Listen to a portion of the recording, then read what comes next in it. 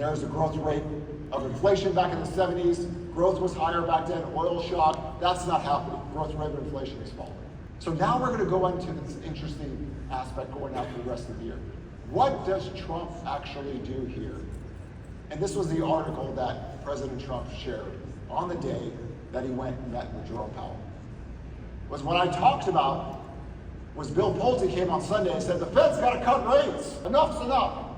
But in that article, they were highlighting things about economic cycles. If you read it and you look at the history of the economy, it's actually Fed policy that does this. So if you were told that it's debt deficits or inflation, we had lower mortgage rates, lower 10-year yields with growth rate of inflation taking off the early part of 2022. It wasn't until the Fed started hiking rates that rates started to go up. So this is the game plan. This also means that over the next 7 months, what's going to happen? If tariffs are inflationary, because it's Godzilla tariffs, this isn't the tariffs in 2018 and 19. See, back then, President Trump waited to get his tax cuts in. Then he went into the trade war tap dance. Now, he went into the trade war tap dance early on. Market didn't really cooperate, so they're doing this back and forth game.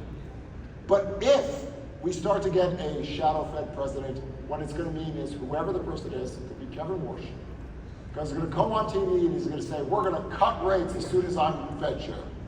And they are trying to guide the bond traders into, hey guys, get ready for it. Why? Because there is no such thing as a bond vigilante. Bond traders are like stock traders. By the way, we never listen to the Middle Aged Men podcast stock traders on housing ever. Never, ever. These people are on Prozac. They think people, homeowners, act like stock traders on margin. No. Bond traders, they're here to make money. Imagine a bond trader managing 500 billion bonds says, I have principle. I don't like how the U.S. is budgeting their government anymore. I'm going to sell bonds. And the rest of the market does the opposite. You are fired as a bond trader.